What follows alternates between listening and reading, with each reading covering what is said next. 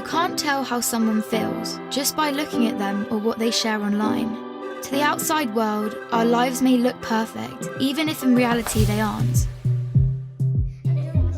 I'm always worrying about doing well at school, and with the end of year test coming up, I'm not sure how much longer I can cope. My thoughts swarm around my head, sometimes keeping me up all night. Some days it's just all too much, and I feel like I'm lost in space. When I did badly on one of my tests, I just about kept it together until I got home. Then I broke down crying in front of my mum. She listened for a bit, and then she told me that, just like physical health, we all have mental health. It's our feelings, our thinking, our emotions, and our moods. She then said that feeling down, angry, and stressed is a normal part of life. Just like it's normal to feel happy, confident, and carefree sometimes. We all have positive and negative emotions that come and go based on what's happening around us. These are everyday feelings. Good mental health means experiencing negative emotions. It's not always about being happy. Mum can relate to the feelings of stress. So when Mum suggested I take a break from everything and do something I enjoy, I actually took her advice. So I made myself a hot chocolate, snuggled up in a duvet and watched a film. And you know what? Afterwards I felt so much better.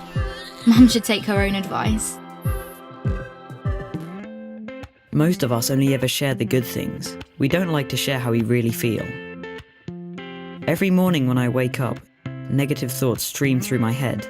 Getting out of bed and pretending I'm okay takes all the energy I have. As the day goes on, the negative thoughts turn from a stream into a river. The water rushes through my head so loudly it's hard to concentrate in lessons. And some days it's so bad it feels like a waterfall that's trying to pull me over the edge. Everything is so overwhelming.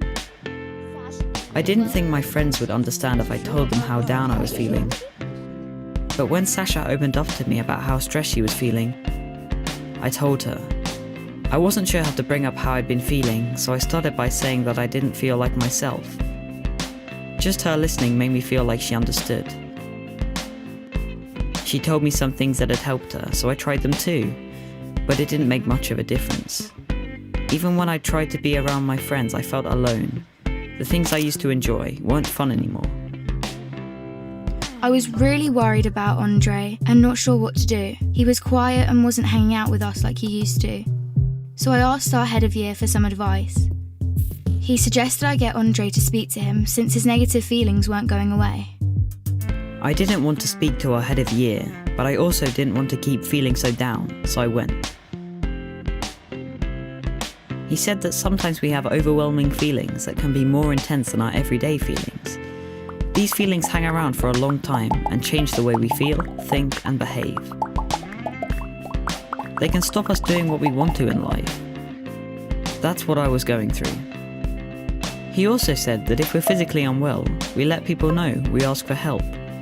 It should be no different with mental health. Sometimes our overwhelming feelings are brought on because of things in our life. Sometimes they happen for no reason at all.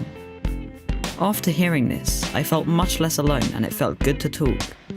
Scientists have found exercise can help when you're feeling low, so our head of year encouraged me to sign up to the school football club, which Sasha was already in. I still have days when the river is there, but now I'm beginning to understand my mental health. I'm learning how to cope.